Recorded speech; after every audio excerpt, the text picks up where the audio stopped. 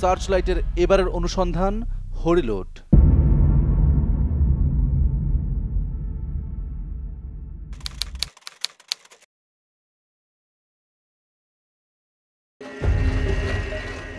জীবনের চাকা মানে ভাগ্যের চাকা, যে চাকা কারো কারো জীবনে শত চেষ্টা করেও ঘোরানো যায় না, আবার কারো কারো জীবনে ভাগ্যের চাকা ঘোরে দ্রুত থেকে দ্রুততর। অর্থাৎ সাইকেলের চাকার চাইতেও বেশি ঘোরে জীবনের গতি প্রকৃতি, বদলে যায় চালচলন এবং গতিধারাও। যেটি হয়েছে এই ব্যক্তির বেলায়, যার নাম শাহজাহান বাবলু, বাড়ি কুমিল্লা জেলার নাঙ্গলকোট এলাকায়, কাগজে কলমে এসবি গ্রুপ নামে একটি ব্যবসা প্রতিষ্ঠানের মালিক।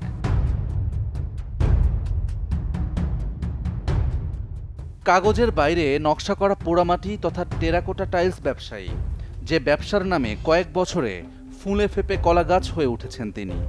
আবারও সেই একই প্রশ্ন, ব্যবসায়ী হলেও কি এত দ্রুত এমন পাহাড় সম সাফল্যে জীবন বদলে ফেলা যায়? বাবলুর নিজের অফিসের এক গ্রাফিক্যাল উপস্থাপনায় দেখা যায় তার ভাগ্য বদল হয়েছে অনেকটা সাইকেলের চাকার মতোই, যাকে বলা যায় আলাদিনের চেরাগ হাতে পাওয়া, যিনি সাইকেল দিয়ে জীবন শুরু করে একে একে উপরে উঠতে গিয়ে হেলিকপ্টারে গিয়ে ঠেকেছেন। প্রশ্ন উঠতে পারে, কে এই বাবলু, যিনি তার ভাগ্যের চাকা বুলেট গতিতে বদলিয়েছেন? কি এমন আলাদিনের চেরাগ পেলেন যে জাদুর মতোই বদলে গেল সব? উত্তরটা হয়তো বাবলুই ভালো বলতে পারবেন, তবে আমরা কিছু বাস্তবতা দেখাতে চাই।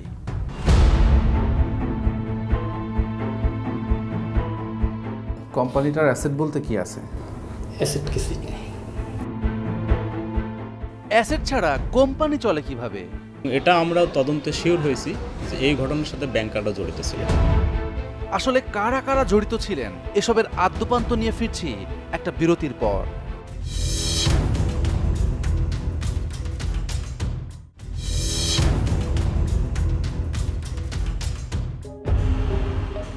অনুসন্ধানের গভীরে যাওয়ার আগে টেরাকোটা টাইলস সম্পর্কে একটা ধারণা দিতে চাই।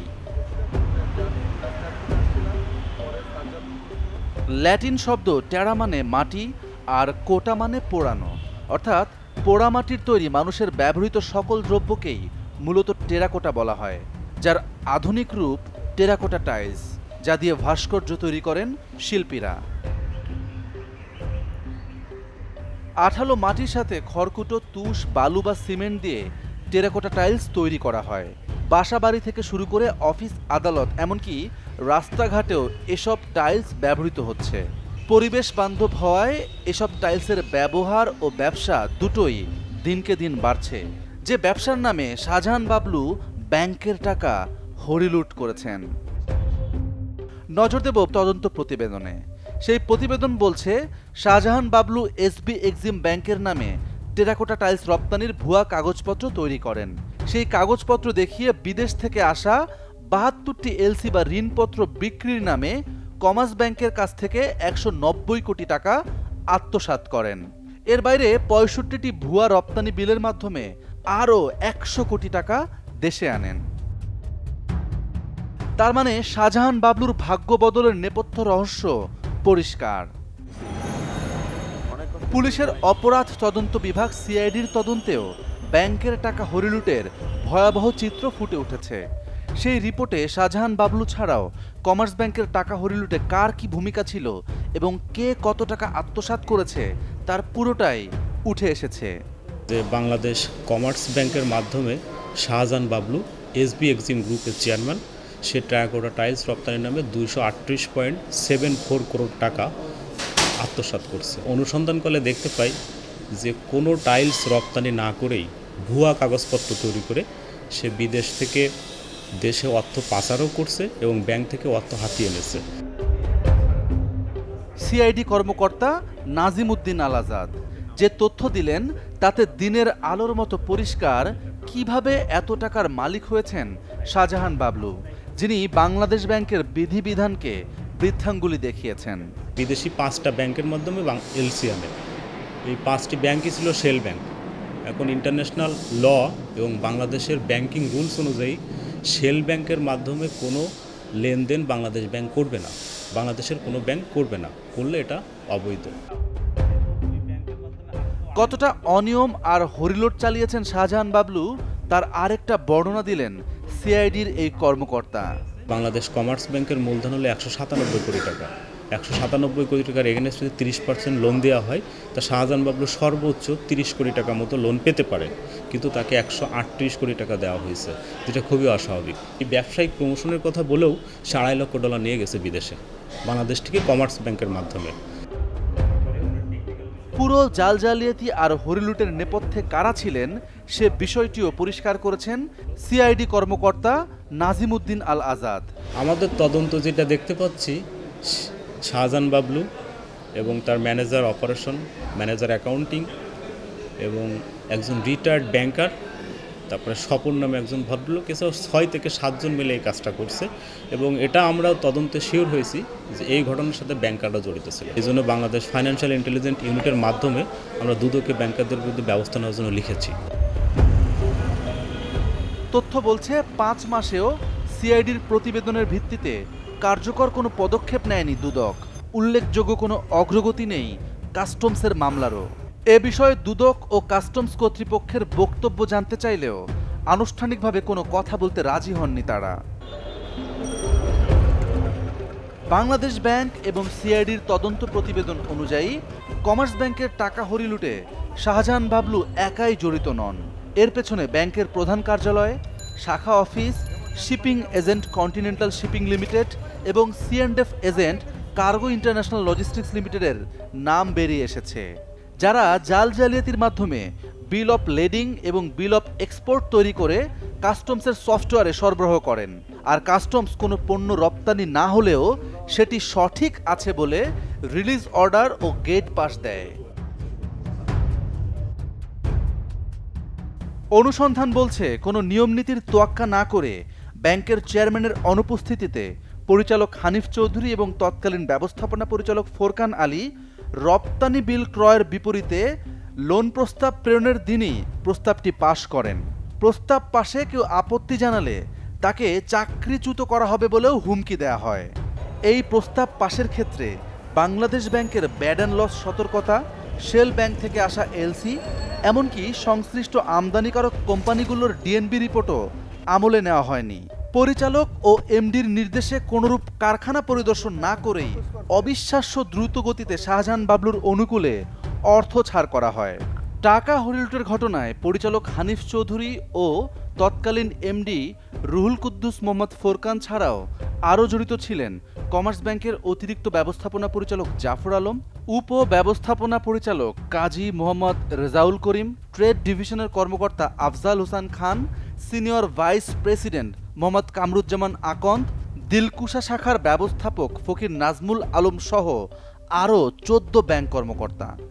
এ বিষয়ে আমরা ব্যাংকের সংশ্লিষ্টদের সাথে কয়েক দফায় কথা বলতে চাইলেও তারা কেউ কথা বলেননি, বরং দফায় দফায় আমাদের ম্যানেজ করতে চেষ্টা করেছেন। মানে ঘটনাটা এমনভাবে ঘটে গেছে আমরা আসলে বুঝতে পারি। ভুল ভ্রান্তি 5 জন কর্মকর্তা, তারপরে আপনার প্রোডাক্ট লাইনে ওই প্রোডাক্টই নাই।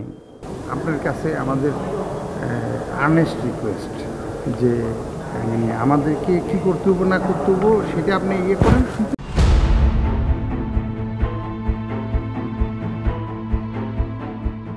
দুর্নীতি, ক্ষমতার ব্যবহার, অর্থ পাচারের সাথে জড়িত থাকার আলামত দেখা যাচ্ছে।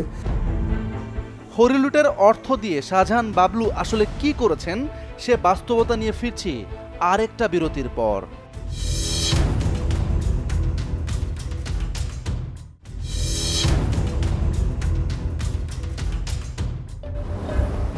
দুই সংস্থার তদন্তের বাইরে আমরা আরও কিছু বাস্তবতা দেখাবো।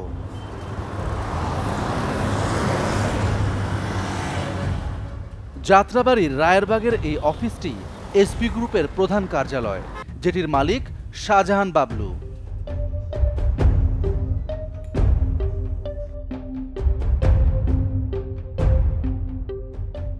বাইরে থেকে বোঝার উপায় নেই ভেতরে কতটা ঝকঝকে তকতকে। অফিসের লাল গালিচা বিছানো দেখলে মনে হবে ভিভিআইপি আয়োজন। মানে এত টাকার যে এত কিছু হচ্ছে বা এরকম।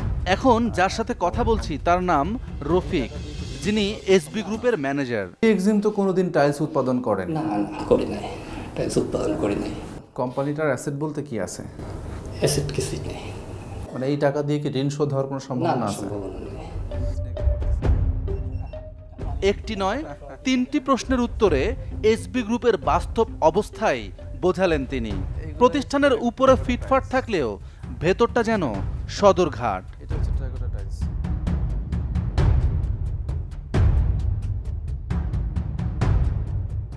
কর্মচারীবিহীন ভুতুরে পরিবেশ, তবে আয়োজনের কোনো ঘাটতি নেই। বলা যায় এলাহি কাণ্ড। এটি কোনো এমপি, মন্ত্রী কিংবা দেশের শীর্ষ ব্যবসায়ীর দফতর নয়। তবু সাজসজ্জার কমতি নেই। রাজকীয় মিটিং রুম, ওয়েটিং রুম থেকে শুরু করে ভেতরে জৌলুসের ছড়াছড়ি। শাহজাহান বাবলু যে রুমে বসেন সেখানেও আভিজাত্যের ছাপ।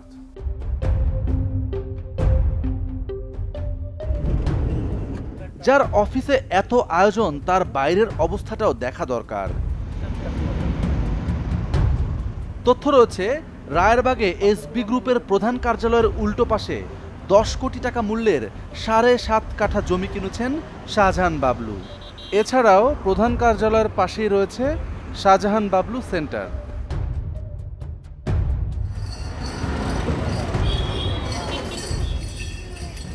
আলিশান ফ্ল্যাট রয়েছে ধানমন্ডিতে, যে ফ্ল্যাটের দরজা দেখলেই চমকে উঠতে হয়।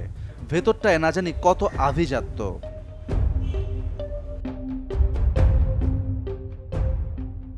আসলেও তাই, অর্থাৎ আভিজাত্য কাকে বলে তার সবই আছে শাহজাহান বাবলুর বাসায়। এক পলকে যা না দেখলেই নয়।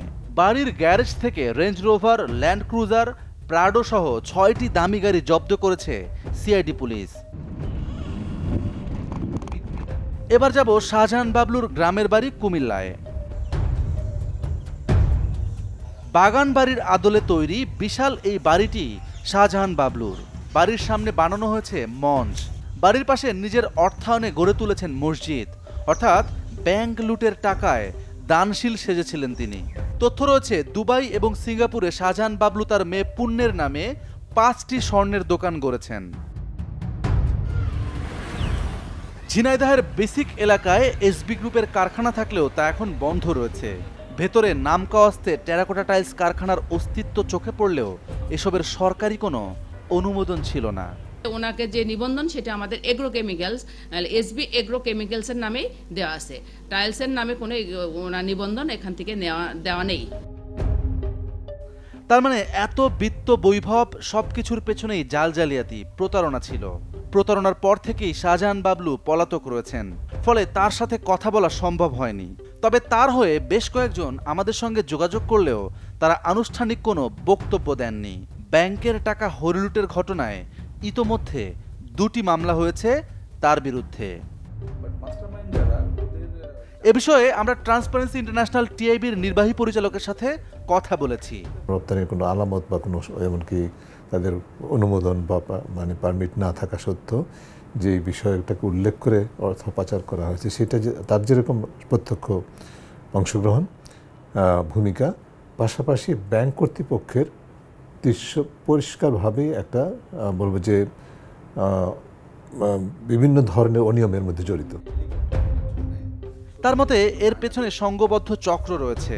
আমি মনে করি যে একটা দুর্নীতি, ক্ষমতার ব্যবহার, আর্থিক ক্ষমতা, ব্যাংকিং ক্ষমতা, ব্যবসায়িক ক্ষমতা এবং ব্যাংকের যে পরিচালনা পর্ষদ তাদের বড় ধরনের জালিয়াতি এবং অর্থ পাচারের সাথে জড়িত থাকার আলামত দেখা যাচ্ছে।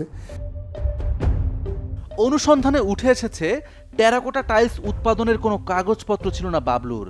জীবনে কখনো টাইলস রপ্তানিও করেননি। তারপরও টাইলস রপ্তানির নামে প্রায় 250 কোটি টাকা লুট করেছেন। এমনকি অস্তিত্ববিহীন ব্যবসার প্রচার ও প্রসারের কথা বলে $2.5 লাখ বিদেশে পাচার করেছেন। এই অপকর্মে জড়িত 14 ব্যাংক কর্মকর্তাকে শুরুতে সাময়িক বরখাস্ত করলেও গত সপ্তাহেই তাদের সবাইকে আবার স্বপদে ফিরিয়ে এনেছে কমার্স ব্যাংক কর্তৃপক্ষ।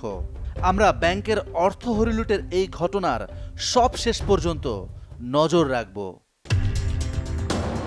দর্শক, সুনির্দিষ্ট কোনো তথ্য, পরামর্শ কিংবা অভিযোগ থাকলে যোগাযোগ করতে পারেন স্ক্রিনে দেখানো নম্বরে। জানাতে পারেন সামাজিক যোগাযোগ মাধ্যমেও।